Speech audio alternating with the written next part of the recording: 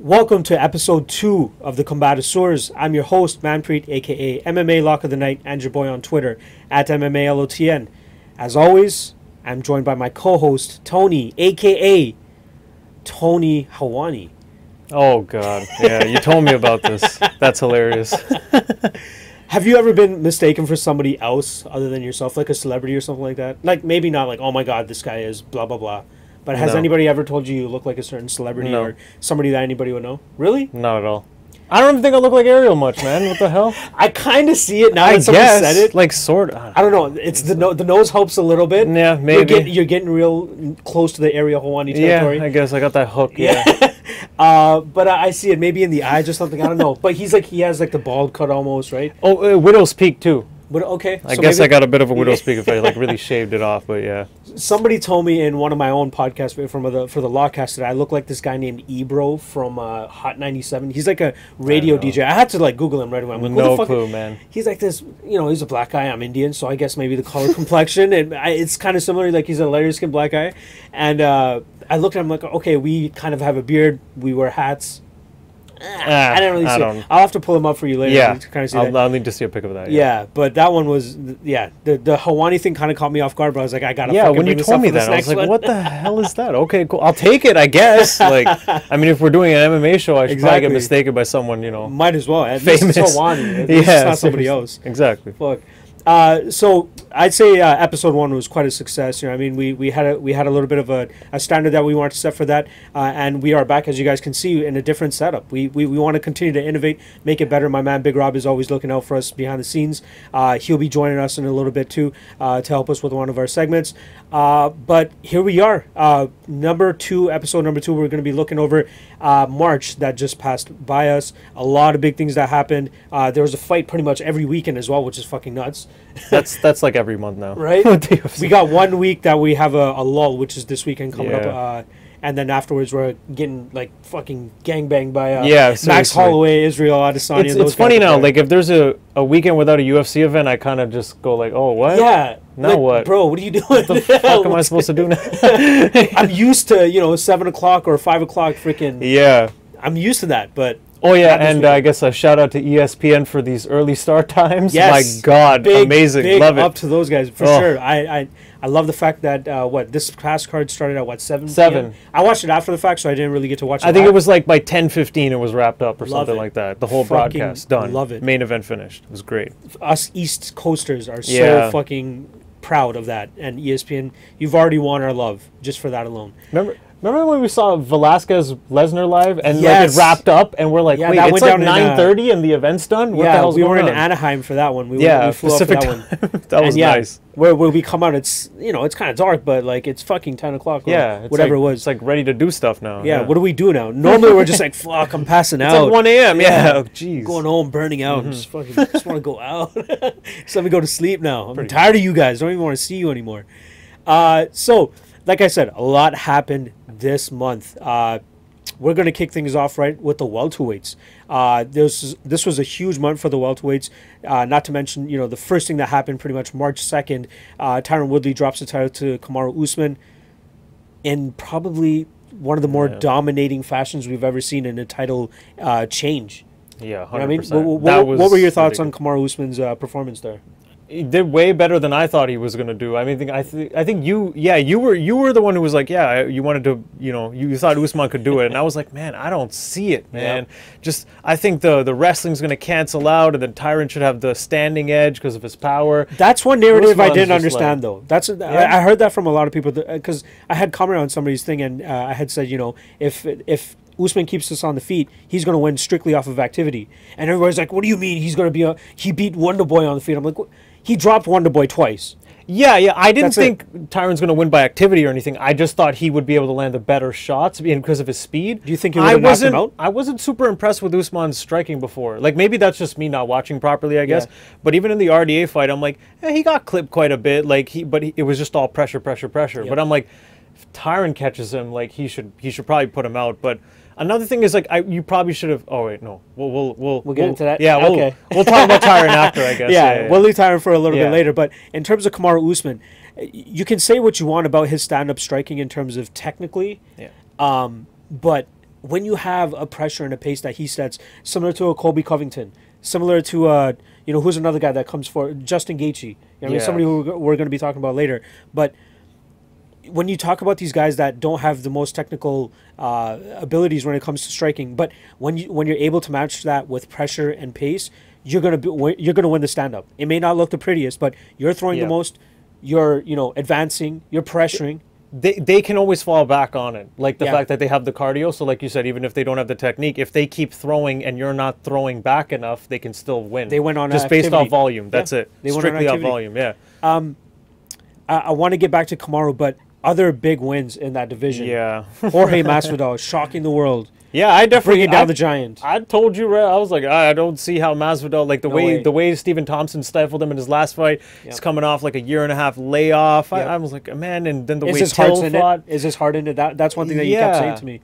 I remember you saying that. I'm like, you know what, Masvidal, like I followed him on Instagram a little bit, and it looked like he just went into that caveman mentality in terms of, I'm just gonna go back to training and just fucking train, and he didn't even have to, like, again, where he's fighting at 170, he's not cutting too much weight. Right.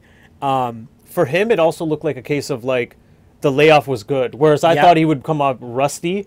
I guess like coming for a paycheck. In hindsight, when you think about it now, he even talks about it. He would this guy was really active and always training, so I guess like a layoff was like a good thing for him, and he came back looking fucking looked great. Amazing, man. He looked great. He looked great. He deaded outside of getting dropped, which honestly, Masvidal gets dropped quite a few times in like in man has his a fights. chin though. Yeah, but he gets right. Man like has a chin. it'll be like a flash knockdown, but before he even hits the ground, he's already awake again. It's always one of those, and then after that, he got him. So same night, Leon Edwards gets a victory over Gunnar Nelson, and quickly after that, probably the biggest thing that came out of that event was the whole Masvidal Edwards 3-piece Minnesota thing. Not a fight I care to see though, honestly. I only want to see it. Like we already know now, Masvidal's booked to fight Ben Askren. Better fight for but sure. I wanted to see that fight just off the pure drama of it alone. Yeah, you know what I mean. And for me too, I like Leon Edwards, and he deserves a bigger name. He needs a big fight. Gunnar Nelson is a big win. Is it 6 wins? I want to say 6 or 7. It might even be 7 at this point. Yeah, he's a striker primarily, and he out-grappled Gunnar. Well, maybe not kind of out-grappled, but he kind of at least stifled the grappling quite a lot. Like, I won't say he did a lot, but he found himself in hot water in that 3rd round. But but survived. Just the fact that even that first round, he was able to control him with the hook against the. He didn't do much once again, but still, like you would think he would just disengage from the grappling, and he was like willing to do it and was winning it. So you don't think that? Well, let's cover the other guys that actually won this weekend or this past month. Was Ben Askren slightly controversial? You know what I mean? Man, yeah, that's like one a lot of people go back and forth on. I do think that he would have won it with that bulldog choke. I told you about the Gracie breakdown. Did you watch that? I didn't end up watching it. Man, like they go into the details and stuff. They're like just the way the head position was. Lawler's chin was facing out. This and that. Ben Askren's grip. They're like, man, they were like. Henry Gracie too was like dead. Like he's like listen. That choke was completely in. He was done. Fuck. And he had like a full minute, and Askren's got a crazy squeeze. It sucks that there's an asterisk around that. Well, okay, so Lawler's arm clearly went limp when it dropped, right? So you have to say he went out at least for a second. He can't say he posted down. No one posts like that. It would drop. People are saying that he was relaxing. No, it went limp. And then if you listen to what Askren says about it, he says Herb kind of started to come in, and he loosened the grip. And it kind of goes with the narrative because it looked like Lawler hand drop. Then Herb walks in, Askren kind of loosens the grip, and that's probably when he was able to do the thumbs up. So I'm like, okay, if that choke wasn't, that means Askren would just have to start squeezing again, and he would have probably just finished it there. So do you think just off the simple fact that he was out, the fight should be stopped? Like even if it was for a split second or a second? Oh, okay. Remember, I think I told you this. If Herb had stopped it right when the arm went limp, I would be cool with that. He stopped it, though, after Lawler gave him a thumbs up. So the timing of his stoppage still didn't make any sense. That's the main thing for me. Like, at that point, when Lawler puts his thumbs up, okay, keep it going. Then I think if it had kept going, though, I think then Askren probably could have got his definitive win and put him back out. It would have been nice to get that definitive win. Exactly. Right? That's the problem. It almost feels like, I know a lot of people are saying, like, Lawler got screwed here, but Askren probably could have got screwed out of an easy debut. Within like 20 seconds later, he probably could have had him out completely. And it was a crazy, like, what, 2 minutes? Oh, yeah. Just chaos. Yeah. Absolute chaos. Nuts. Luckily, he's getting matched up with Masvidal, which is a fight that I would look forward to a lot more than him against Lawler again. You know what I mean? Maybe Lawler against Askren a little bit further down the road. But right now, I want to see Askren. Like his clock is ticking too. He's not a spry young buck. You know what I mean? Like he's no. I think he's what 34, 30, 35 maybe now turning. Yeah. So he's up against the clock here, and I think that the fight with Masvidal would definitely put him in like title contention, especially considering that Masvidal just KO'd the guy that fought for the last title, right? Yeah. Masvidal, I think, is like still 4th in the division or something like that. Or it might be 5th. Oh, I think, he's like above Askren, too. You know what? We have the rankings right here. Is he 5th and Askren 6th? Why are we fucking around? So we got Masvidal at 4, Askren at 5. Okay, yeah, there you go. So I don't mind that. That's a good matchup. I'm like, just because of how Masvidal kind of got out-grappled and controlled by Maia, I would still lean towards Askren. But Askren can get clipped at any time by anyone, really, because his striking is like not there compared to these top-level UFC guys. It's so dirt. It's not that good. It's not that good at all. But his wrestling is it's top-notch. Yeah, it's the complete opposite of his striking. Yeah, if you want to put it that way. 2 other guys I just wanted to give a quick shout-out to that did get victories this month. Anthony Pettis shocks the world as well. Back-to-back weekends, wasn't Darren Till the week, or sorry, Masvidal was the week before, and then Pettis comes back the next week and pulls off another welterweight upset. Yeah, that didn't make any sense. Make no sense. He was getting lit up for 2.5 rounds or whatever. The fight was going how pretty much everyone thought it was going to go. I tweeted 50. It was a 50 to 45 fight before fucking. He landed that Superman hook or whatever the fuck. It was easy. Wonderboy was easily winning it, and then you think, okay, Wonderboy has been hurt by Darren Till and Tyron Woodley twice, and they couldn't finish him. Yep. Pettis is not going to finish him. No. And then Anthony Pettis. Pettis has never been like a one-shot knockout type of guy. Or if it is, isn't it's more of like a kick, a head kick, a body kick or a head kick. When the hell has he deaded someone with one punch? And it didn't even I don't know. Say what you want against like maybe the momentum of Stephen Thompson coming forward. See it. So he didn't see it. He hooked it. Yeah. And I think Thompson was expecting a straight. So when the hook came, it was like past his field of vision. And Florian brought up a good point how his feet were crossed, so his balance was off. That was off too, at the moment. So everything lined up. Perfect ingredients. Yeah, like that was like. I think that was like one of the only major shots Pettis even landed in the fight. Like that's essentially Pettis winning the lottery. Let's just put it that way. Yeah. Because he did get double his money for show him win and all that shit. And now he's in the welterweight division? Yeah. What are we at? he is below Stephen Thompson. Yeah, that's he's strange. below Stephen Thompson. That's strange. He beat this guy. Yeah, I would swap them at least. Like, okay, I don't mind him being at 7, I guess, but Thompson should not be 7 and Pettis 8. No. That makes 0 sense. Can you imagine Pettis now wanting to fight up, calling out Thompson again to move up the rankings? Like, give me my ranking, bitch. You got my ranking. I'm coming for number 7. Fuck. No, I don't know what Pettis really has planned for this welterweight resurgence, if you want to call it that. Yeah, he says he has unfinished business at 155, but a fight that he did talk about that I'd be down for is a rematch against RDA. Yeah, I'm fine with that. Let him try to get that one back. I think both of them are out of title contention now, kind of just hovering where they are. RDA just got booked to fight Kevin Lee, though, so just remember that. Yeah, welterweight fight. Right? Sure, why not? Like, just give it to him. Pettis I don't see him being a title contender. I mean, it's not like I told you this he was losing to Thompson the whole fight. So let's look at 6. Maybe Darren Till could knock him out or some shit. I don't. You know what? I'm not even going to talk about Darren Till. Yeah, I'm not too high on Till anymore. He's got to fix him. Ben Askren, absolutely. Actually, they wouldn't even fight, right? They're training partners. No, and I think, well, come on, Pettis gets held down by barely wrestlers. I think Pettis even admitted, he goes, I don't want that fight. Yeah, he does save himself the embarrassment. Pettis versus Masvidal. I would watch. I don't mind that. I would watch. I don't mind that at all. RDA, we're down to watch that one. But Colby Covington and Tyron Woodley right at the top, and with Kamaru Usman as the champion. There's no way Anthony Pettis is beating any of those guys because they are the most stylistically, the most, that will give him the biggest trouble, right? Yeah, absolutely not. So those are all bad matchups for him. Even RDA at this point, man, like, stylistically, man, that first fight was a wipeout. Do I really want to see that again? I don't know. Last guy I want to touch on, we'll give him about 2 minutes or so. Easy Dos Santos, our man Aleski. My God. Aleski. Aleski Dos Santos. But a shout out to Co-Main Event Podcast for Easy Dos Santos, because that is the best name that you could possibly give this guy. Yeah. That may resonate with the fans. But big win over Curtis Millender. You know what I mean? He was touted to be a capoeira, mainly a striker type of guy. Yeah. And Curtis Millender, very disciplined and technical Muay Thai kickboxer who has always been able to hold a range very well and pretty much 30-27 all of his opponents. Exactly. But Zaleski comes out, fucking takedown, choke. or yeah. whatever the victory was. It was a submission. I thought it was going to be mostly a stand-up fight where Millender kind of stifles that flashy style, style, and then nope, just this guy just grapples him and runs through him. What was it, 2 minutes? Not even 2 minutes. He went for that takedown almost immediately. That was insane. Yeah, he just cut through him like butter. And now even Millender's like booked to fight again. He's fighting like 3 Bilal weeks or Muhammad. Something. Yeah, yeah. Okay, which yeah. is another fight I think he's going to lose. Really? Bilal Muhammad could take him down and do the same work, if not worse.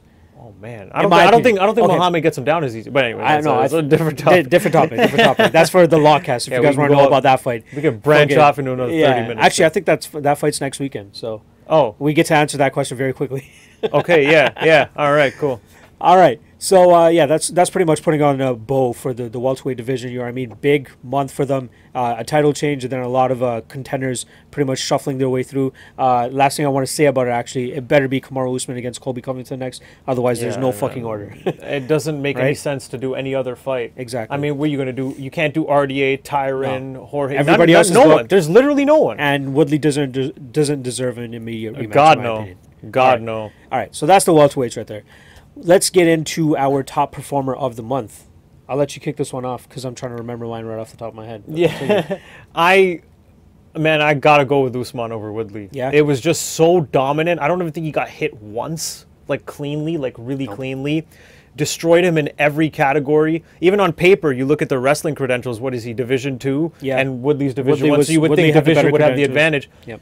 Usman's like, I don't give a fuck about your stupid credentials, and just ran right through him, went at him, didn't care if he was supposed to be the better grappler, just tore through him, beat him in every facet. In the clinch, he beat him standing, he beat him against the cage, he beat him in the grappling. Like, I don't think there was one negative moment for Kamaru Usman. Nothing. There was nothing. Did he get clipped? He didn't get clipped. No. He didn't get taken down. I think I scored it 50-42 or something like that. 3-10-8s, I think I gave him. I could see that for sure. I don't see how you give it to anybody else for this month, at least. All right. Well, I knew you. I had a feeling. I had a. It had to be with. It had to be Usman. I had a little take. You know, I thought that you were going to pick Kamaru Usman, so I just wanted to switch it up a little bit. I would pick Kamaru Usman too.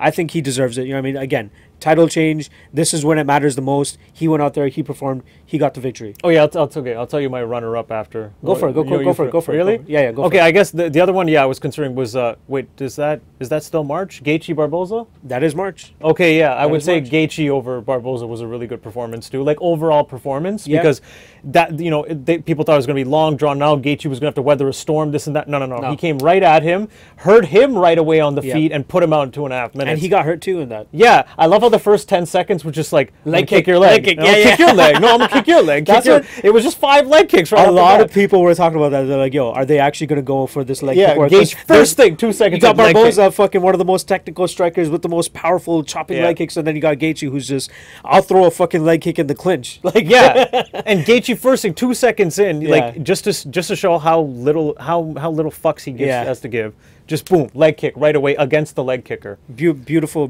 performance by Gaethje there too. But I had to go with somebody that I did have a little bit of money on this past weekend, and was fighting on the same Justin Gaethje card. I think it was the arrival of Jack Hermanson. I think that it was only 50 seconds. Yeah. But I think that was the statement that he needed to put on to put the rest of the middleweight division on notice. I really thought that, if he came out here and got a very dominant victory, whether it was a TKO, if anything, this guillotine was it a guillotine? It was a guillotine. It was a guillotine. It was like a power guillotine almost. Even. One arm. Crazy. It was an arm. Like the amount of torque that he got on that was ridiculous. But the fact that he was able to do that to a jiu-jitsu black belt, that quickly. That was. I think we both initially, like, when we saw those odds, were like, "Oh man, this is a good pick on Hermanson." All day. Yeah. But even like cutting through him like that, he definitely deserves a big fight now. So, I will say though, one big factor of that fight was Branch just keeps shitting the bed. He mentally folds. So that's another thing. I don't know how much you want to fold. I don't know how much you want to actually attribute that to. Is it David Branch really falling off a cliff, or is this really Jack Hermanson showing? I think it was a combination of both. So, you have to give Hermanson his credit. I mean, the trip, the throw into the position, that was great. But yeah, at the same time, Branch has been really unimpressive in the UFC. He seems to just be mentally folding a lot, and kind of like quitting a little bit, maybe near the end. Luke Rockhold one was pretty rough. Yeah, but it's Luke fucking Rockhold. So yeah. But right? I don't. Yeah, I don't know. Branch has just been really disappointing too. Yeah, that's no, one thing. I was high on Hermanson coming in, and Same. Yeah, I'm kind of glad that he got this W, and that Chris Weidman call out is interesting. that's a good call out. Why not? I don't see why Weidman. I mean, that's one thing that kind Weidman of needs annoys me some about ground Weidman. to make up. He has some ground to make up. Hermanson is number 10 now, so he's ranked. Chris Weidman can't say he's ranked. Weidman should definitely take that fight. He's 1-4. Yeah. In his last fights. I highly doubt he wants to fight Paulo Costa, who has just been rumored to fill in for Yoel Romero against Jacare Souza at the end of this month. But Weidman should be fighting down or fighting someone coming off a loss. Brunson's fighting Elias. He needs an easier fight, yeah. So Brunson's at 8. He's fighting Elias. Weidman at 6 and Hermanson at 10. So, Weidman does have some ground to make up, especially with the tumultuous run that he's been on. Okay, I got to mention this right. Well, how is Cannonier ranked above Hermanson? They both beat the same guy out last, both dominant performances, and Hermanson actually has a track record at middleweight. Cannonier's won one fight there. Come on now, that's ridiculous. The fact that we started off with, what was it, Pettis? Yeah, Pettis being ranked below Stephen Thompson after just deading him. Yeah, that does those two should be switched. But yeah, Weidman versus Hermanson is a good fight for both guys. Yeah. All right. Well, actually, you know what? It might be too tough for Weidman too. 1-4 coming off. Man, and Hermanson's a beast. Give Weidman like a Brad Tavares, someone who's not gonna. And I love Brad Tavares, but Brad Tavares is not gonna fucking put him out and hurt him, man. I think just for fuck.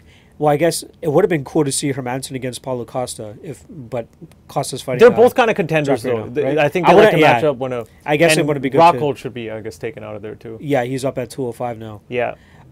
So yeah, that's pretty much our top performers of the month. I think there was some great performances. Kamaru Usman probably being the best one, but definitely got to give shout outs to Jack Hermanson and Justin Gaethje. Obviously still 4 minutes and whatever. How long was that fight? 2.5 minutes. 2.5 minutes. Yeah. We're getting an entire Justin Gaethje fight in 2.5 minutes, and we're still fucking down with that. Wasn't it? I swear it was fight of the night and knockout of the night. You got a fight of the night in a 2.5 minute fight. I think he has 5 bonuses in 6 fights. Oh. That ridiculous. Perfectly. I love how we always are able to leeway from one segment to the next with Justin Gaethje. Oh yeah, what the fuck? That's hilarious. I love it. I fucking love it. And I don't even plan that shit, which is hilarious. It just so fucking flows into that. In your opinion, with Justin Gaethje coming off this big win over Edson Barboza, he has a couple losses to Dustin Poirier. He has that loss to Eddie Alvarez as well. But he has been slowly coming back. He has that win over James Vick. He has that win over Edson Barboza just now. A lot of people think that Justin Gaethje might be able to have the style and be the guy to take the crown from Khabib. What do you think about that? I could definitely see that. The thing about this matchup that's like really intriguing, I would mention this earlier. Luke Thomas brought this up too when I was watching the MMA fighting. Yep. He talked about how like you just don't know because there's not much tape of Gaethje wrestling. So we know he's a competent wrestler in terms of he has the accolades, right? Yeah, when you see him in the clinch and stuff, like Luke Thomas and broken out, you could see him doing certain things to let him know like he knows what the hell he's doing. But how long has he been in prolonged grappling exchanges to really analyze how he would do against a Khabib? Because most guys he can just get away from them and then uses it more to pressure and clinch and stuff like that. But against a Khabib, how long can he defend that? Like, how good is he at chaining his defense together as Khabib keeps switching up attacks and dragging him? How good is he at getting back to his feet? Nobody knows. But then on the inverse, what happens if he is good enough to defend it? Now what the fuck is Khabib going to do against this pressure? Yeah. I could easily see Gaethje just beating the shit out of him against the cage as Khabib's getting worn down. It's going to be interesting to see how Khabib reacts to somebody pressuring him, because he's normally the one pressuring everybody else, right? And everybody's trying to stay away from his fuck. grappling. Gaethje gives no fucks. Like everyone else is like, oh shit, Khabib, I gotta watch out for the takedown. Even Conor, remember, like he wasn't even focused on his movement, nothing. He was just like, oh well, he's grabbing my leg, now I gotta start to defend. We knew this was coming. Gaethje's just gonna come at you and no fucks, not give a fuck. Oh, you're a wrestler, cool. I'm still gonna go and punch you in the face. Barboza, you leg kick, cool. Here's a leg. Here's a leg kick. Like does not give a fuck at all. He might start the fight by shooting on Khabib, just to show how little of a fuck he gives. You know what? I would not be surprised now that you fucking bring that up. That did not cross my mind until this moment. You might just go and double leg Khabib right away, and then just fucking maul him. Yeah. See, the interesting aspect to this fight is Khabib's fight against Ali Quinta. We saw how interesting things can get if Khabib really can't get the guy down. You know what I mean? Yeah. Ali Quinta completely training for a different fight all the way up until weigh-in day, and then he gets a switch up going from Paul Felder, from Felder to Khabib. So he's not ready for that type of shit. No. But again, he did decent enough to make it 5 rounds. But with Justin Gaethje, you know what I mean, like we said, if he's able to survive, say he even gets taken down in the first 2 rounds a couple times, we saw that Khabib's kind of, tendency to get the fight to the ground really dwindles in those fight and that fight against Ali Quinta. We can see Gaethje kind of fucking going, balls to the wall for a 3, 4, 5. Maybe he can get the finish in 3, 4, or 5. I can see Gaethje, even if he gets back up, he's probably the type of guy who's going to get. Oh, sorry, if he gets taken down, he's going to get right back up. Like I can see him just constantly trying to frame up and get up. I think even in Khabib's past fights, guys can get back up, but the thing is, Khabib just doesn't detach from you and he'll just get you back down, so he doesn't really care much. He does like the Cain Velasquez type of thing. Like, so I think the trick would be like Gaethje would probably be able to get back up. But would he be able to detach? And does he care to, or would he just reverse him in his own clinch? I think he throws heavy enough and often enough to wear him out, to kind of get Khabib a little bit hesitant. That's closing the distance as much as he is. He just has to keep defending for a certain period, and while defending, wear out Khabib. And then you could see it. The tide could start to turn pretty easily in his favor. Khabib can get hit. So, taking Justin Gaethje out of this, do you think there's anybody else that actually poses a threat in the lightweight division to take that title from Khabib? I have one guy. Tony. It has to be Tony. Okay, perfect. Ferguson for sure, because, like, look, Khabib's going to get Ferguson down. Ferguson doesn't have the greatest takedown defense, but Khabib will take him down. Does it matter, though, with That's what I mean. With Ferguson, he's so tricky. Like, Kevin Lee even mentioned it. Like, Kevin Lee, he's a great grappler. Once he gets guys down, takes their back, this and that. Yeah, I think he even mounted Ferguson at one point, but Ferguson survived that, and then he got him in a triangle choke. How many guys tap out Kevin Lee off their back? Kevin Lee was talking about how Ferguson does these little things that you don't really anticipate. And I guess for someone like us, we probably can't even see what the hell he's doing, but he's probably doing some little things to get it. So and he's not going to get tired. No, he will just keep throwing shit up, and that Eddie Bravo jiu-jitsu off his back. Man, I can easily see him submitting Khabib. I can see that too. Like he does very well in terms of creating scramble situations, and then he's able to capitalize on those. Yeah, and then he can do the pressure style of Gaethje on the feet as well. He just keeps coming. Another zombie-like guy. I don't know how much we'd have to worry about Tony Ferguson really getting clipped there. Yeah, I mean, like he has shown he has. Khabib landed on Conor, but I don't think Conor was even worried about that. Ferguson sometimes gets a little reckless. Like the RDA fight, that's a good fight. For instance, 5-round fight, first round, Ferguson comes out like. And he's not really defending that much. He's really getting in his face, and he loses that round. Second round, he gets more technical, picking his shots, wins it. Third round, comes out exactly like the first round and loses it again, getting clipped. Fourth and fifth, fights like the second round again, and he's good. Cruises to a victory. So he can fight that way. Yeah, like if he comes out not giving a fuck, relying on his Mexican chin, he can lose rounds that way as he's trying to get to you. But as soon as he wants to fight technical, pick his shots, he's fucking amazing. He's long. His kicks are good. Outstriking RDA on the feet is really impressive. That's a very impressive feat. It's very fucking impressive.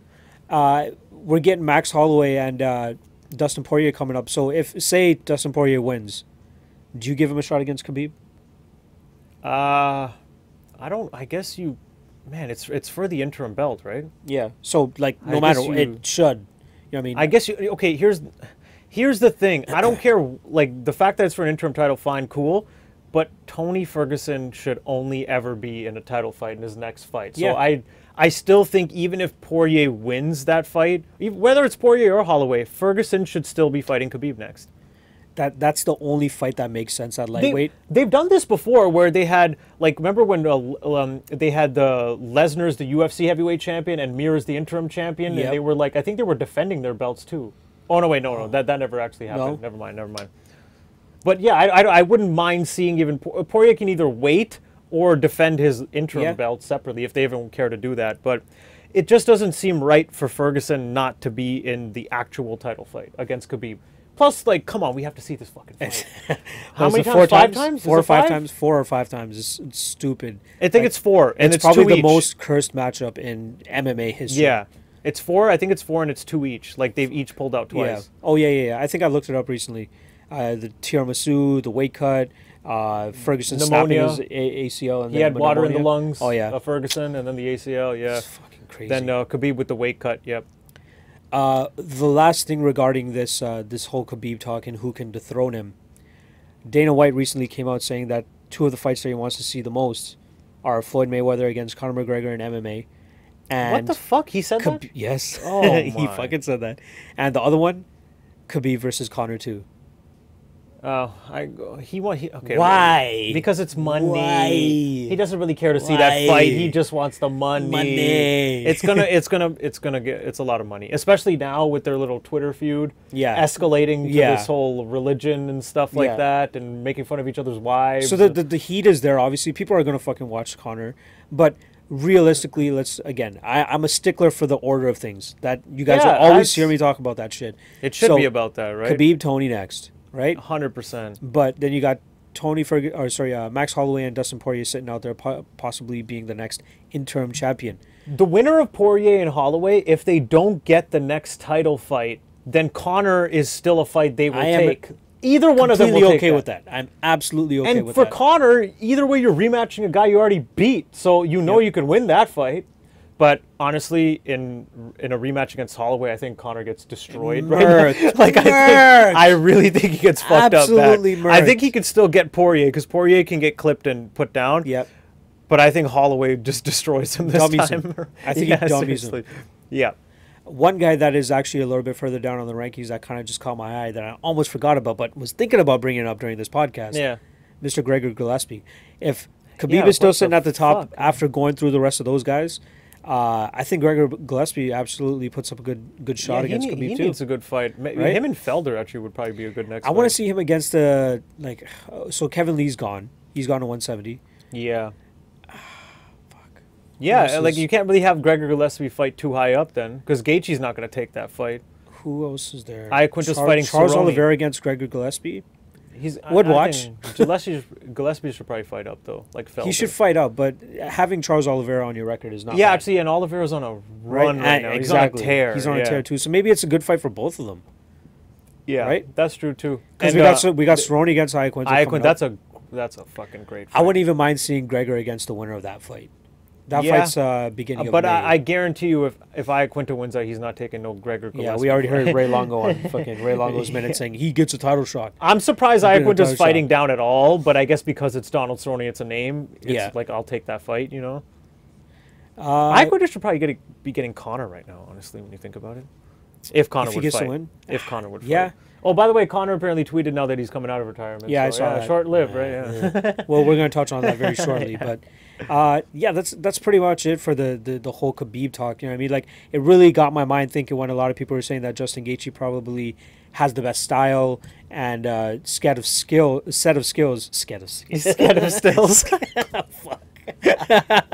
He has the best set of skills to give Khabib the most trouble in the division. And after kind of talking it out, I'm kind of sold on that. I'm down with that. Well, I think the odds would be a lot closer than if the Barboza fight didn't happen or if the Vic fight didn't happen. But I think now you got to give Gaethje a decent shot. Like, I'd be surprised if he was heavier than a plus 250 favorite. I would be a little bit surprised. 100%. Right? Or sorry, 250 underdog. Another caveat about this whole lightweight division thing is God knows what it's going to look like when Khabib decides to fucking fight again. Yeah. End of the year. Well, he's suspended till July, but apparently he's not going to fight until his teammate suspensions are up in November. So it's like November. Doesn't Ramadan come into play around then too then? No, I think. Oh, he fights in October sometime. No, I think Ramadan's around July. Okay. So if he fights he can make November cards. Yeah. All right. That's our bow on fucking the lightweight division. Justin Gaethje, we give him a chance. Yeah. Next up, we got the double jab segment coming out, which is when I'm going to bring my boy Big Rob into the studio. Well, he is in the studio. He's just chilling over there, probably touching himself. I'm not totally sure, but. So yeah, if you guys remember from last week or last month, jeez, it's been a while since we did that last one. From episode 1, we brought in the double jab segment, which is pretty much me and Tony are going to get fed topics from my man Big Rob, and we're just going to talk about it for a minute and just give our best thoughts on what this is. And again, this is all about something that has happened in March, so there's plenty to talk about. And it was kind of hard to narrow it down to 5 if I'm totally being honest. So, my man Big Rob, take us away. All right, guys. So for the double jab, first question, we got with Kamaru securing such a dominant victory over Tyron, which title-winning effort was the most dominant for you? Okay, so is it me first? That's you. All You're right, on the cool. clock. I actually thought of 4 off the top of my head. Okay, so Okay. I'll end off with my actual pick. Give me 2. Okay, got Runner-up. Anderson Silva, Rich Franklin. Ooh. That's like an old school one. Velasquez Lesnar. Okay. That was kind of dominant. And then here's my runner-up, and the top 2 were close, but I have to go with so the runner-up would be Jones Shogun. Jones beating Shogun. Yes. And my number 1 has to be, because of the circumstances at the time, Dillashaw beating Burrell. I had to go with that. But it was close for me with Jones Shogun too, because that was dominant as fuck. But just the fact that Burrell was the pound for pound king, and then Dillashaw came in a super big underdog, having lost his fight before. Like, he was only coming off a 1-fight win streak. Yep. Nobody thought he was going to win. And Nobody thought he deserved the top just shot. ran through him for 4.5 rounds and put a stamp on it at the end finally. So I'd have to go with that. You going with Dillashaw? Yeah. Oof. All right. So I did want to go with. There we go. That was your 1 minute right there, my man. All right. So I knew we kind of talked about this before. Actually, I wanted to go with TJ Dillashaw, Renan Barão. Again, I just want to piggyback off your comments a little bit. Again, most dominant victory in my opinion in a title fight, considering the fact that TJ Dillashaw was a plus 500 underdog coming into that fight. Yeah. Kamaru Usman was roughly around a plus 160, plus 170. So people gave him a better shot than they gave TJ Dillashaw. And TJ Dillashaw right off the bat fucking put it on Renan Barão. It was one of the best performances. And when I was a fan back then, I never really watched fights again twice, but that was one of the fights where I watched like 2 or 3 times back to back to back, because I'm like, we were so blown away. So like, fucking impressive. Nobody knew what was happening. So impressive. But you know what? I will give that my title for most dominant title winning effort. But the one that in my opinion comes really close, but is really overlooked a lot, is Joanna Jędrzejczyk beating Carla Esparza. That was a fucking ass whooping. Yeah, actually, you know what? You're right. Because, yeah, Esparza come off the tough Ultimate Fighter, and she had ran through everyone in the house. So, yeah, that was great. So, don't fucking skip out on that one. Joanna and Esparza. My man, Big Rob, what's next? All right. Second one we got here is, with all the shenanigans surrounding him, what are your current feelings on Conor? Yeah, I'm going to kick this one off. So, we all know what the fuck is going on with Conor. We got the whole back and forth with Khabib online. We got the whole baby mama, possible second baby mama or some shit. My personal opinion with Conor is I find it easier than most people to be able to separate the athlete from the person. You got to do that with Floyd Mayweather. You know what I mean? You got to do that with fucking Michael Jackson with all the shit that's coming out about him. You know what I mean? You got to separate the art from the actual person. And in that aspect, you can't take away the accolades that Conor has been able to put together in the octagon. You know what I mean? Becoming the first ever double champ.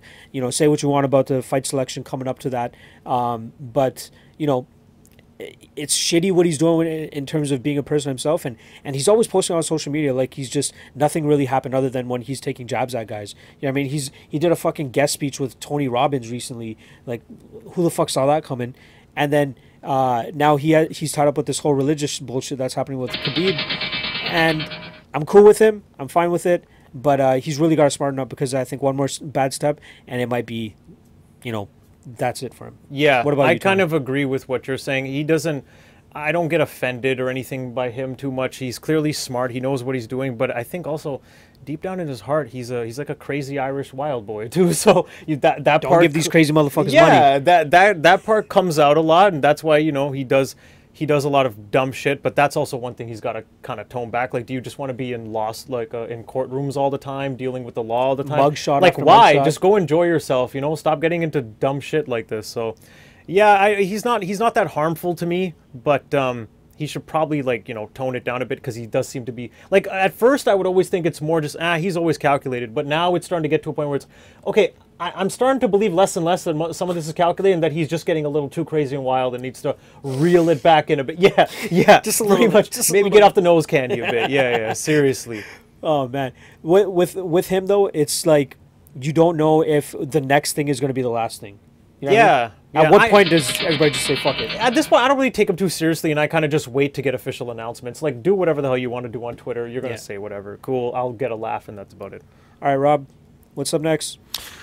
All right, so the third question here is it in the best interest for one championship for DJ, Eddie, Sage, and Vitor to run through their competition? Okay, so Vitor, fuck no. You don't want Vitor running through your competition. Wait, this is TRT Vitor, actually.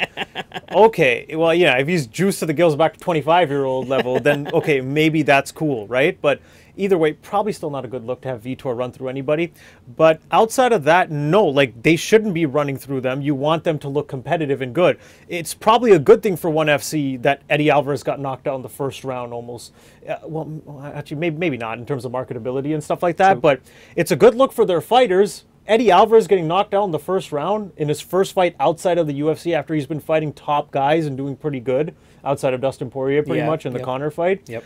That's really impressive, and it's a good look for one. Even the DJ fight, I don't know if you caught that fight. I did, yep. The first round was slightly competitive. It was good. It was competitive. Whoever he was, I can't remember the name of it. Yuya something. Yeah, he was tuning him up. He was on the feet, not really tuning him up, but he was getting him pretty good. I'd say he probably won the feet exchanges, and he was reversing the grappling really well. It's a good look if your fighters look competitive against former fighters who were in the top tier of the best organization. For me, I absolutely see your point of view. Yeah. But I think one of their big goals, or one of the big targets for one championship, is breaking into the North American market. And I think to do that, you need guys like DJ and even Sage. Like, the real MMA fans know that Sage is really not that good. He's not. He's lucky that he has probably the most abs you'll ever fucking see on a human being. And has that pretty boy, 90s boy band look, and all the girls are fucking gaga goo over him. Yeah. Right? If they, go out and have these highlight performances against fucking some guy from Myanmar, you know what I mean? Those are the guys that these guys are fighting. I think that's going to resonate more with MMA fans and over in North America, and be like, okay, I want to keep watching these guys. I know DJ. I may not know these other guys, and they might have one fucking crazy Stephan Bonner, Forrest Griffin type fight with these guys, which make these other guys a little bit more synonymous with the North American market. But the only way to get the you're not going to go watch this Timothy, whatever the fuck his name is, who knocked out Eddie Alvarez. You're not going to go out and seek his next fight. No, probably right? not. Yeah. He beat Eddie Alvarez. Great. I won't know when he's fighting next. Yeah, you're right. He's always going to be known as the guy that knocked out Eddie Alvarez. Yeah, pretty much. Nobody's going to seek out to go watch him fight, right? All right, what do we got next, Rob? Okay, so the next one we got here is, do you agree with the Moraes Cejudo booking, and how would you bring order to the flyweight and bantamweight? Oh, is it me first? That's you. Oh, okay. I don't know why I tripped out there. Oh, wait. But is it me? It is totally me. there we go. My bad. I fucked up on our own show. Okay. Anyway, so in terms of Cejudo Moraes, I don't like it. I like it for entertainment factor. I don't like it as, again, for the order of things. Cejudo's always out there talking about, I'm the savior of the flyweight division. Don't cut the flyweight division. DJ did one thing. I'm going to make it even bigger and better. Then why the fuck are you not defending your title? Go to flyweight. Go back to flyweight. You have a fight in Joseph Benavidez that is very intriguing storyline-wise, because they were coaching against each other, and otherwise because Joseph Benavidez has a win over him. That's the fight to make. Marlon Moraes, he should be lined up against a guy like Pedro Munoz or Aljamain Sterling. That triangle of guys up there at 135 should be the ones that should be actually fighting for this title. Because what the fuck does it really mean if you're going to become a champ off of fighting for a vacant title? Like, I don't know. You have to go out. You have to go up to 135, and okay, Moraes is probably number one up there. I get it, but I don't know what it is about that narrative that just rubs me the wrong way. But Moraes against Aljo or Pedro Munoz should have been next, and Cejudo should have fought Joseph Benavidez, or even Juicy Formiga would have been fine with. Yeah, Tony. That makes sense. I remember when I brought this fight up as a suggestion to you, and your reaction was like, "Oh, fuck out! Don't even bring that up." And I'm like, "I think they might actually do it." And then they booked it. I almost deleted you off of WhatsApp. Yeah, Almost. Okay. Now I'm not too opposed to it because of the fact that Cejudo actually did beat T.J. Dillashaw. Lineally speaking, you could almost consider him as taking the belt from him. So it almost does make it look like it's the actual bantamweight fight between Moraes and Cejudo. Another reason being Moraes doesn't really have anyone else to fight in that division for a title. Realistically, you have a Sunsao and Sterling at the top, who he murked and ran through, and Munoz to me. I mean, I don't think it's. I know he's ranked 4, but I just don't think it's that impressive to knock out a Cody Garbrandt that's standing in front of you in a fist and just going rock'em sock'em robots and having a good chin. Like, that's kind of how he got into his position. So, in my opinion, I don't think Moraes has a really good other fight. And since Cejudo did just knock out that champion, I don't mind him as much fighting for the belt. Although I will say Cejudo probably should be fighting Joseph Benavidez and defending his flyweight belt in terms of what's good for flyweight. But it's just because the limited options at bantamweight, in my opinion, I don't mind it as much. Cejudo Benavidez. That's sort of That. All right. He should get Last that win one, back. Rob. Hit me. Okay, last one, guys. PFL just announced their roster for season 2. How far do you think they are from becoming a top 3 promotion? Tony. Top 3 might be tough, I guess, because you got Bellator, UFC, and probably ONE FC might even be Yeah. ahead of them, or they might be neck and neck. I would rate it UFC, Bellator, and ONE FC. Yeah, but one thing I do like, I was actually kind of like, are they actually going to pay these guys out at the end of, like, will they have the money to do it? And they did, and everything went well. So that, I think, is a huge attraction, because if I'm a UFC fighter, I'm like, wait, I can fight guys that are probably like ranked like 20 and below in the UFC, and if I beat 3 of them in a row, I get paid $1 million fucking dollars. I'm going to get out of my UFC contract, jump over to PFL, and just go through one of those tournaments. So I like that. It's super attractive for a fighter who's probably not going to be a champion in the UFC, but he's still like top 10, maybe top 15. You could still go out there and win $1 million. And even if you're a runner-up, you get a $200,000 paycheck, which is like top-tier fighter paychecks in the UFC. So I like that. I think that makes it look very attractive for fighters to be jumping ship to PFL, and they could probably build a big roster off of that. So I don't know about top 3, but if they keep doing what they're doing, I could see them definitely maybe getting up there. Yeah, I'm on board with the PFL. You know, I mean, I like it. I like what they're doing. Their scoring system, the 2 regular season events, and then you go into the playoffs. I love that idea, and especially the fact that it really pushes for finishes. You know, I mean, guys are trying to secure a playoff spot in those first 2 fights, and the way to do that is to get the quickest finish possible in terms of first round or at least second round. You get way more points for that. I love that style. It's a different wrinkle as well, too. I remember back in the day, even before we became fans, they used to have the IFL, which was more team-based, right? But this, PFL, you're fighting for yourself. And again, within, 2 regular season fights and then I think 3 playoff fights. I might be off on that.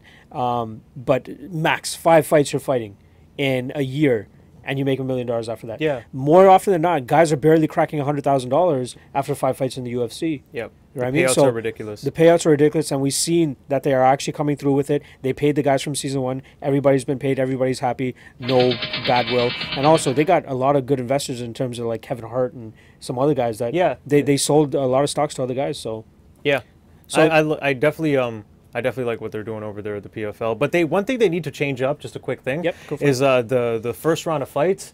That if it's a draw, then the winner of the first round gets to go on. I really don't like that shit. Like that's one thing they need to. That's really work on. stupid, and they got to change that up. I hope they change that. I do like you pointed out, the playoff season thing. They're bringing the sport aspect back to a sport. Yep. Oh wow, incredible! Like and the payout is worth it. Yeah, and the payout is worth exactly. And they're actually paying guys. I'm just worried about the sustainability of that. Yep. Like, will they be able to keep paying guys, or are they getting into debt more and more? They just signed a deal with ESPN as well. So yeah, I totally fucking forgot about that. All right, ESPN's so going hard. Let's wrap up this episode with the last subject that we got. There were a lot of unfortunate losers in the UFC this month. A lot of them winning or losing in big spots. Darren Till being one of them. This was his first fight after that loss to Tyron Woodley. Promised to come back a different animal, which was hilarious. When I saw that article, I forgot, I think it was MMA Fighting or MMA Junkie. They're like, Darren Till quoted, "I will come back a different animal." I'm like, your nickname is the Gorilla. Like, Darren the chimpanzee tail doesn't really have a ring to it. You know what I mean? Darren the rhino tail. Nah, man, you're a gorilla. But regardless, I understand what the fuck he meant. But he didn't really get to show it up. You know what I mean? Masvidal came in there and just completely wiped his shit. Well, in a good way, if you know what the fuck I mean. Yeah. But where the fuck does Darren Till go from here? I don't know. I think he needs like a much lower fight, a rebuild type fight. He needs to fix up some holes in his game. That's for sure.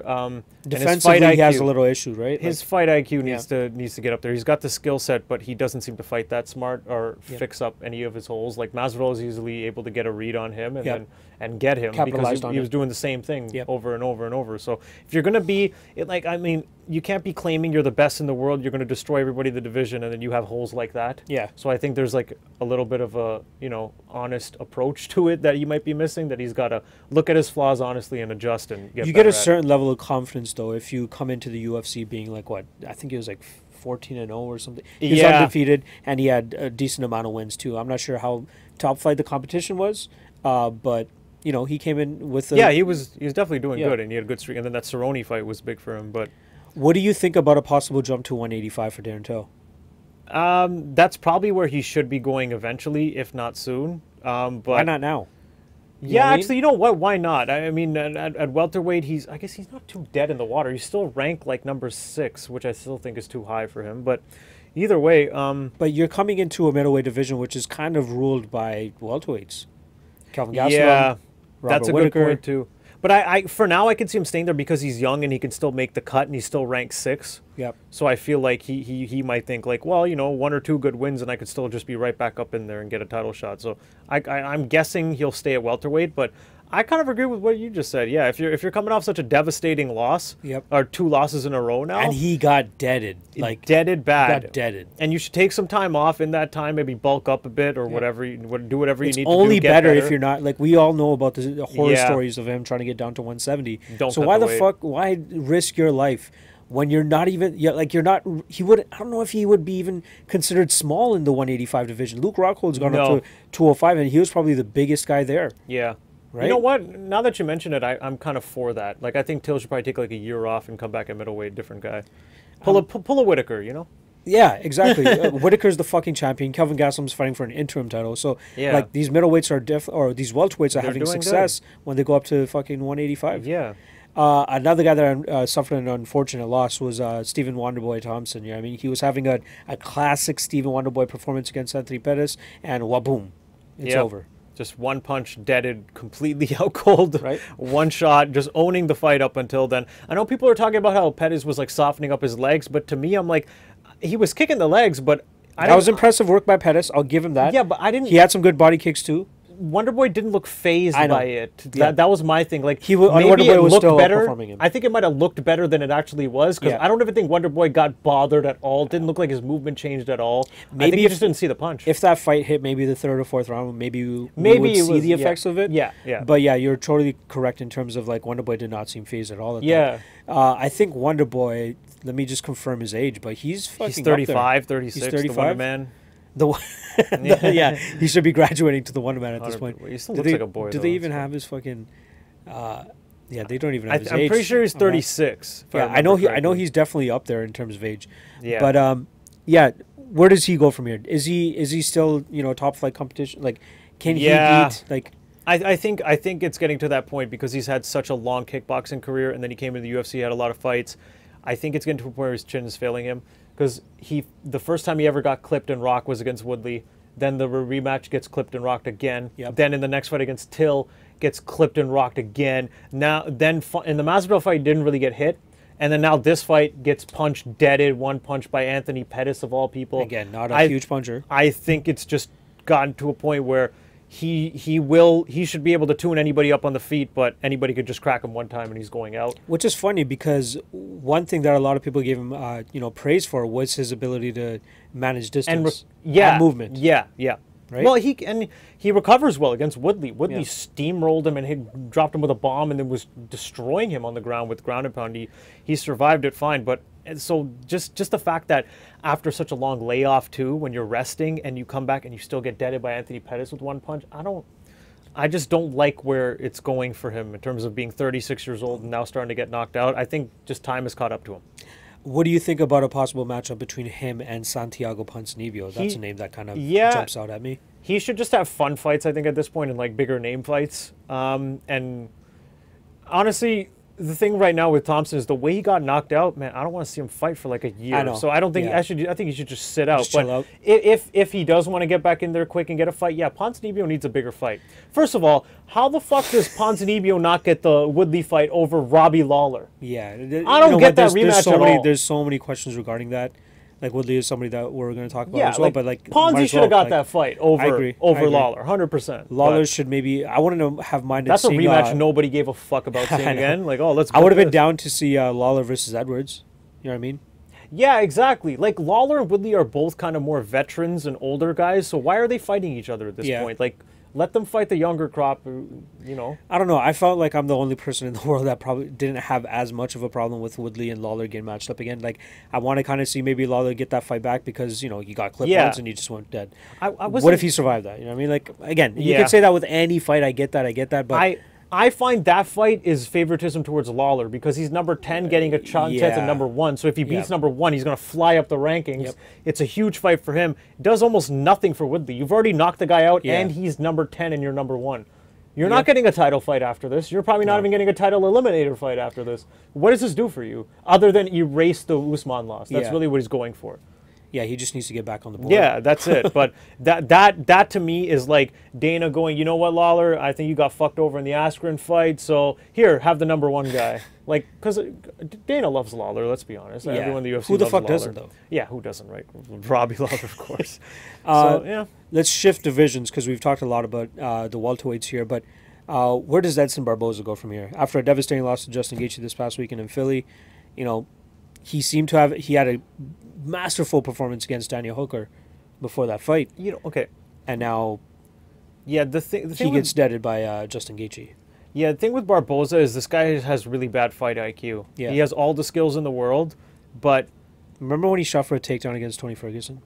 Yeah, because he was getting pressured. Every time he loses, it's a guy who's pressuring him, and he makes the same mistake. He can't do anything. No, he makes the same mistake over and over, where he'll plant and then just start throwing like crazy, and then circle out again and plant and throw like crazy, and then he tires himself out doing that, trying to finish the guy. He exerts a lot. And then if the guy doesn't get finished, then he fucking starts to fold and fade and gets destroyed. Like, the beatings he's taken against Kevin Lee and Khabib, and now this knockout against Gaethje, he's officially, in my opinion, done as a title contender. Like, he's not getting a title. He's just going to hover around 10, you think? He can beat guys like Dan Hooker. Even Hooker fought him so dumb. He came in and you're watching the fight going, what did you think was going to happen, Hooker? Like, how did you not plan for this at all? I thought you would have a better strategy than this, right?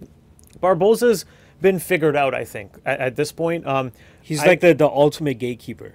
Exactly. I think if you get a win over Barboza, you're top 3, top 5 material. I think you leave him in the gatekeeper role and you just kind of feed him like younger talent that's coming up.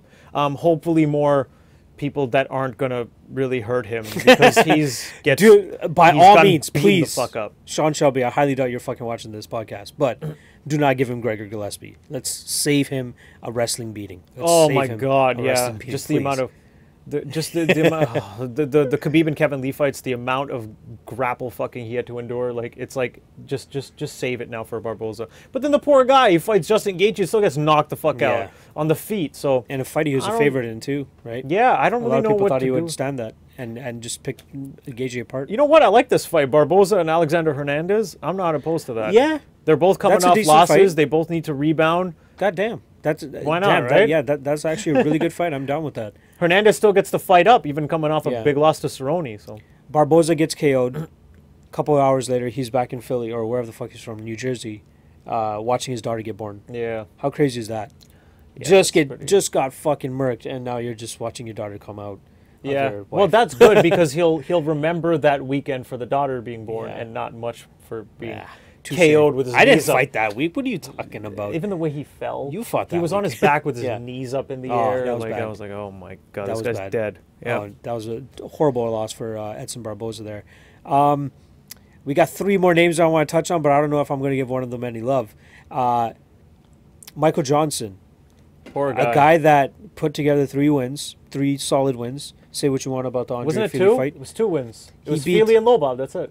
There was one more. God damn. I know for sure there's one more. No. There has got to be one more. I got you, man. It's 2. Are you sure it's 2? It's 2. I thought it was 3. He was coming off 3 losses in a row, and then he beat Feely by split, and then he got the low bob win. I bet him in the Feely fight. So, okay, let's say 2. It's 2 fights, but that's still a he lost to Darren Elkins before that. Yeah, before that was what he lost it was. to Darren Elkins before that run. Might have been 4 it was his first fight down at 45, so I'll give him a little bit of slack. And Darren Elkins is not an easy out. Probably easy to beat, but he's easy to beat the shit out of. But you got to worry about his grappling. Exactly. Yeah. What do you think he sticks around at 45? Should he go back to 55? I was listening to Annick's podcast earlier this week, and he brought up the fact that he has that win over Tony Ferguson, even though Tony Ferguson has kind of avenged it. But he's shown that he's definitely up there with and any given night he's a top 10, top 5 guy. So, yeah. Michael Johnson's one of those guys. He's got the skills to beat anybody, but then he kind of just shits the bed sometimes or doesn't fight up to his potential. Do you think he was winning that fight, though? The Emmett fight? 100%. He was tuning Emmett up, and I had money on Emmett. Yeah. I thought Emmett would look better than that. Yeah. And I thought for sure, I'm like, man, Michael Johnson looks pretty good. He looks comfortable, but then I think he got too comfortable. I know. And I don't know. Shot. See, it's hard to say if he should move back up to lightweight because it doesn't. I think he missed weight in one of the fights, but he doesn't look super drawn out.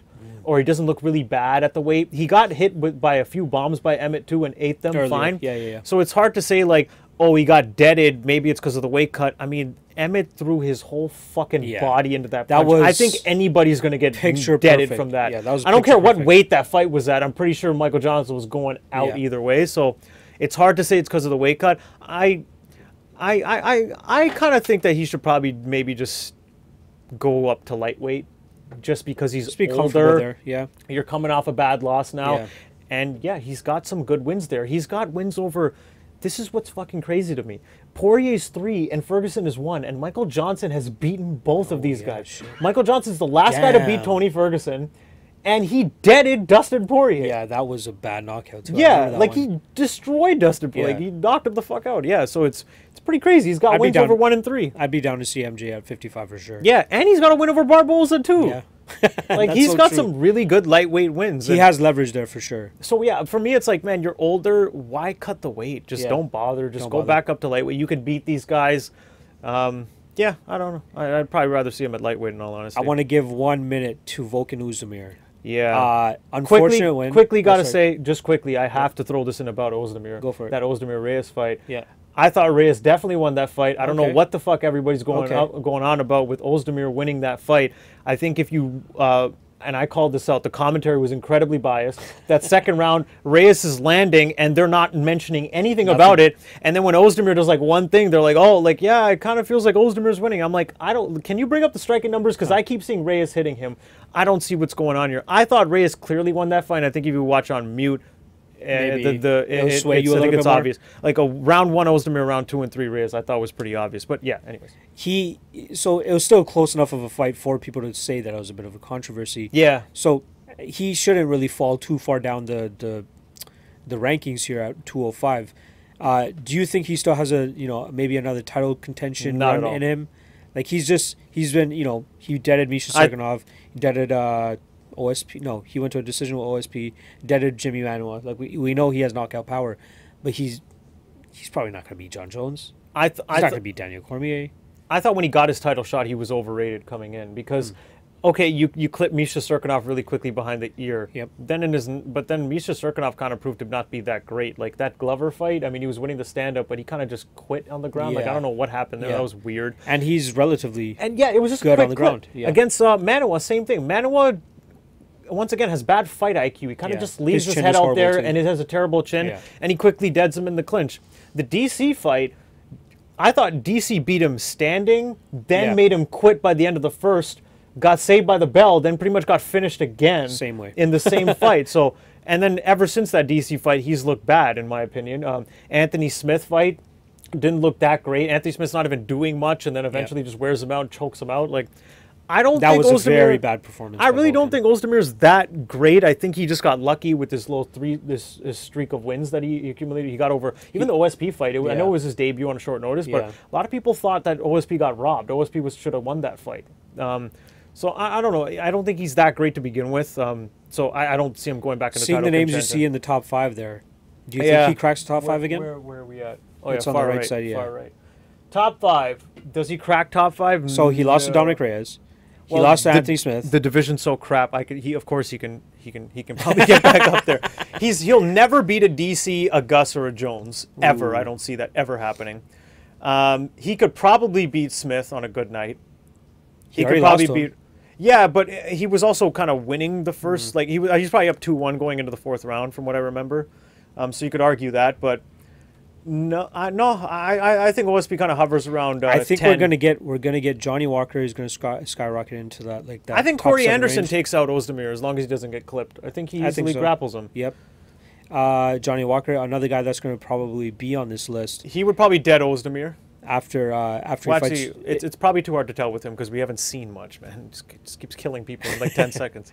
Jimmy Manuwa is fighting Alexander Rakic, so I think Rakic is going to definitely be in the top 10. I'm getting worried about Manuwa's brain health at this point. I know he should not it's be fighting. Just stop fighting. Yeah, everything Thiago wobbles Santos him. loss was really bad too. Everything wobbles him. Yeah. And last guy, we're only 1 minute on this guy. Oh God, Cody Garbrandt, probably the dumbest fighter ever with the most skills. Him and Justin Scoggins are probably top 2 for me in terms of horrible fight IQ. Horrible dog shit fight IQ. All the talent in the world. But his skills. But if you can't execute that talent, the Dominic Cruz fight, like how is this the guy that outmaneuvered and out footworked and out danced Dominic Cruz for 5 rounds and definitively beat made him? It look and nobody easy. else could beat Dominic Cruz, but he did it easily. And now he's coming off 3 knockout losses where in each of the fights he's just doing the same the hook combos and leaving his chin out there in the exact same position. Just up in the air. The second TJ fight, in the Munoz fight, he got dropped the exact same way. It's him going in with the hook while getting cut off with a right. It's the same thing. And in the second TJ fight, he threw the same combo 3 times, and TJ countered with the same combo 3 times, and then finally landed it on the 3rd. What the fuck are you doing, dude? If you're gonna beat Cruz like that, if he kept fighting like that, I think he easily beats TJ. Not easily, maybe. I think he beats TJ. Yeah. He clipped him and rocked him, and I think he got too cocky in that first fight. He thought, "Oh, I got you now, right?" Yeah. But I think he has definitely a good chance. He has some of the quickest hook combos, and boxing combos I've ever seen in my. He's very crisp on the feet. It's ridiculous when you get in close, just bombs like crazy. But, he fights like a complete idiot. He decided to go rock him, sock him against Munoz, who's more of a grappler and is a guy who's easy to hit. If he's easy to hit, Cody could just easily stick and move. If he was able to hit Dominic Cruz with such ease, he would have had a field day on Pedro Munoz if he did. You know what it was? Remember what it was that got him angry? The unintentional headbutt or whatever. It was the headbutt. Yeah, but stop being a stupid fucking hothead, dude. Fight properly. Well, then after, he Instagrams a pic of him looking all badass, like kill or be killed. Like, shut up, dude. Stop being an idiot, man. You're losing fucking brain cells and getting knocked out for no goddamn reason when you should have easily won that fight and should be back up into title contention or maybe getting a title fight soon. Especially with the way the division is. I know. With TJ getting kicked out, he could have been right back in there. He could have been fighting Marlon Moraes. That would have been the number 1 for the title, and you could have Pseudo Benavidez. Maybe he fucked everything up. It's Cody's fault. Fuck Cody. It's like Jessica I. Nobody likes her either. But she's got a chance, right? Against Valentino. Did you see that? I'm not. You know what? We're not even talking. What is it? Fuck it. No. She should be a bigger underdog than Smith against Jones. Fuck Jessica I against Shevchenko. Are you We're kidding not saying me? her name anymore. All right, let's wrap this episode up with one last segment, a quick one.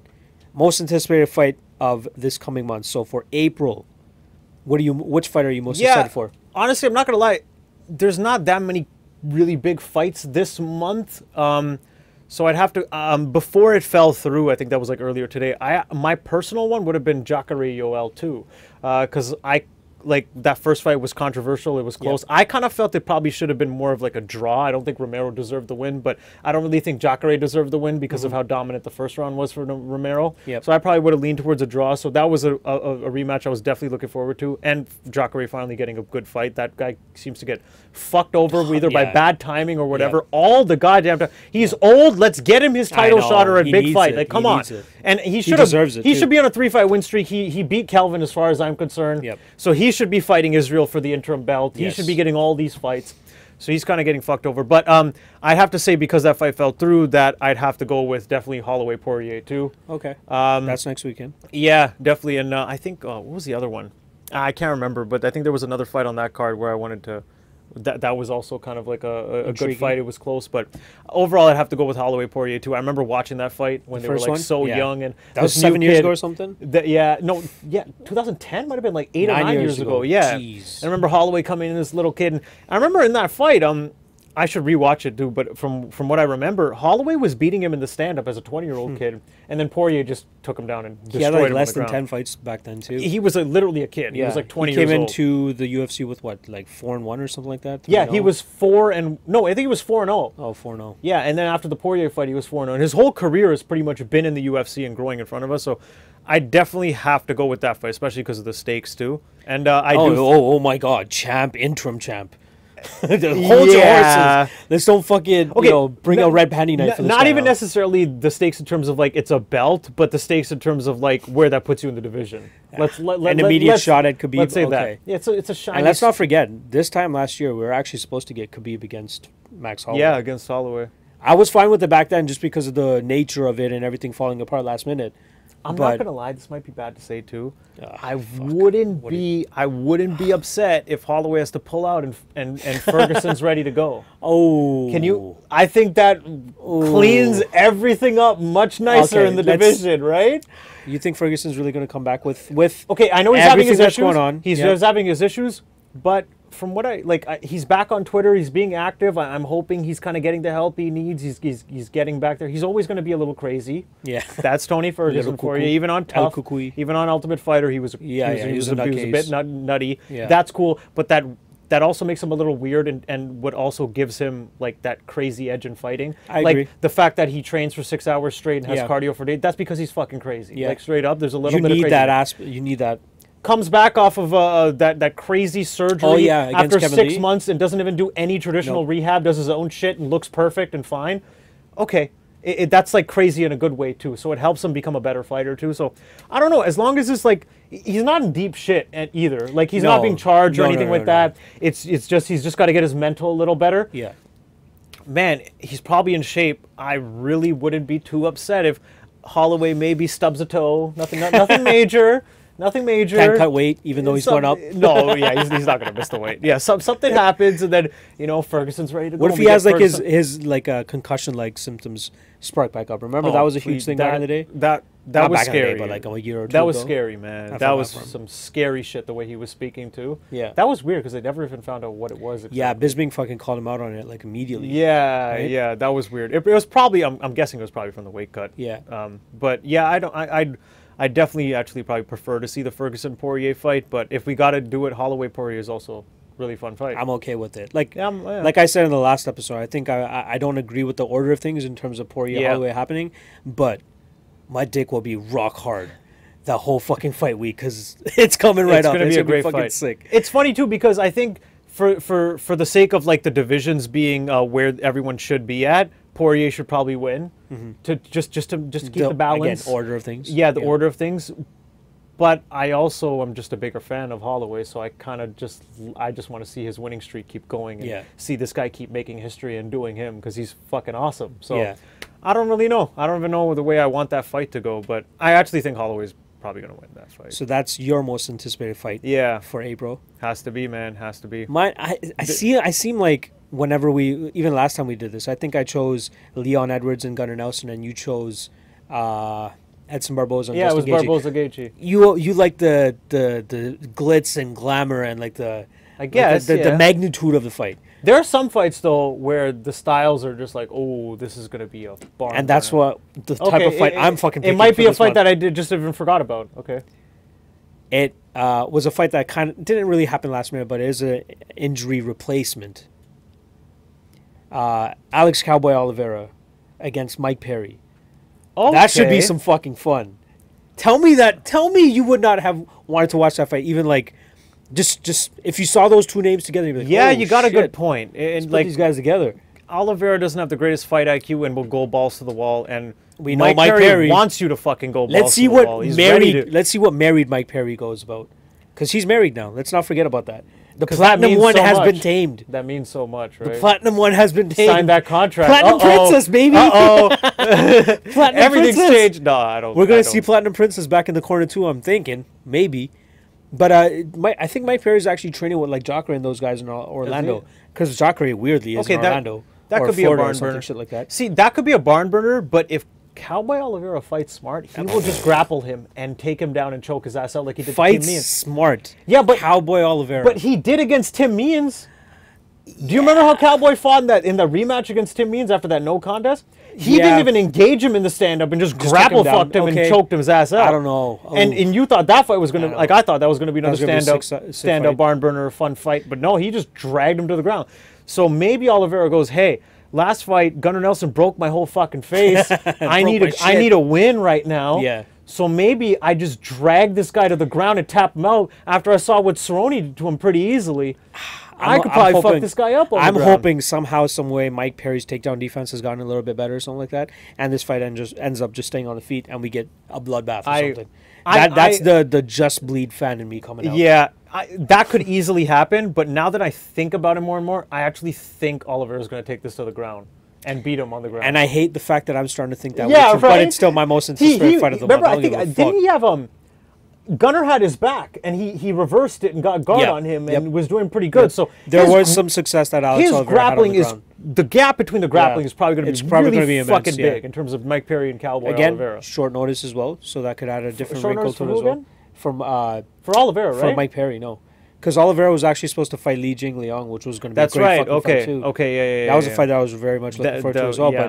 But you know, that's the I don't know. Good if you- replacement. I yeah. think they're almost similar. Like Li Jing, Yeah. they're just both stand-up fighters. Mike Perry's more in your face, though. That's Yeah. for sure. Yeah, so that's pretty much my most anticipated I like fight it. of the I month. like that pick, though. And Tony goes with the big guns with Max Yeah. Holloway and Dustin Poirier, but you can't be too mad about that. So I'm fine with that. Hey, I was gonna go with Yoel and Jacare. Come on, man. And I it guess got that is pulled still the Bill day James, of yeah. the day of recording this podcast. It got pulled. Yeah. Fuck, Fucking man. Poor crazy. Jacare. Give Yeah. that fucking guy a break, Yeah. man. Yeah. He should. It still pisses me off that Kelvin is getting a fight over him. He beat Kelvin as far as I'm concerned. It's still, I'm not. And gonna he's lie, even it's- ranked above Kelvin, where he should be. It's still a would watch fight for me in terms of Calvin Gastelum against Israel Adesanya. So I'm not going to complain too much about that. Because regardless, even after that fight, I think we're still going to get, maybe the winner of Jacare, and I think it's Paulo Costa who's going to get the fight. Jacare's like 37, 38. Yeah. Like, get this guy He should in get there. that Let's fight. get him his big fights quickly. And Kelvin is overranked. That's my problem with him. He's young and taking up these spots, and he's Yeah. overranked. You beat Bisping 3 I weeks think- after I GSP think- took him out, and he was checked out already. I And think- then you got a bad decision over Jacare. I think Adesanya beats him, so I think that this whole 100%. Kelvin thing is going to slowly whittle away. I hope so, man. He should be a welterweight if you could just cut the weight properly. Maybe And, if he like this might be his like valiant run, being like, okay, here's my title shot. Let me get this title shot. If I win, sick. If I don't, all right, maybe I'll go back down to 170 and like prove to the UFC, look, I did this middleweight thing for Yeah. you guys. Let me go back down to welterweight. Let me try that shit again. And he matches up very well against the top 5 guys there as well. Yeah, I So- think he's just sticking around because of that. Because he's doing well and he's in a good position, so why bother? But I think he's just taking up room right now in the top of the division, and he probably shouldn't be there. All right, well, that's pretty much episode 2 for you guys. Make sure you guys check out the MMA Lawcast, which should be up for UFC 236 during fight week. I'm going to be breaking down the whole entire card as well, breaking down my 2 bets that I've already posted on Twitter. So make sure you guys check that out at MMALOTN. Combatosseurs is going to be more often soon, I promise. Next one is scheduled for May, but then after that, we're going to try to get the ball rolling a little bit more. But I'm have fun, man. I'm fucking having fun doing this shit. Yeah, I know same, before setting up all the lights and the glitz and the glamour and putting the makeup on, it's a little. But once we get the ball rolling and we start, getting into the fucking outline, we're good, man. Yeah, it's just something we're passionate about. You can't Follow really. it all the time. Again, yeah. I told him this before. You can't fabricate chemistry, and the fact that me and him started watching this fucking sport at the same time, Yeah. and we pretty much watched every major thing that's ever happened in this sport Exactly. together. So we've even our understanding of the sport has grown at the same pace Exactly. together. So Exactly. it's perfect. Yeah, I fucking It's love awesome. it. And Big Rob fucking doing the shit behind the scenes. Yeah. Seriously, Yeah, this is yeah. some next shit. This is some next shit. Yeah. Loving it. Yes, sir. So yes, episode 2, Combatosseurs. We appreciate you guys watching. As always, make sure you guys rate, like, subscribe. This shit's on Spotify, so if you guys are just listening to us, it's on Spotify, it's on iTunes, it's on Stitcher. I forgot the other thing that it's on, but it's on SoundCloud. And then on YouTube, obviously, you guys can see our pretty faces and all the magic that we're going to be doing up on the green screen that we got behind us now. I'm so fucking psyched for that shit, my man Big Rob coming through again. Yeah. All right. That for me, for Tony Hawani, for Big Rob. Yeah. Appreciate you guys watching. Tune in next time.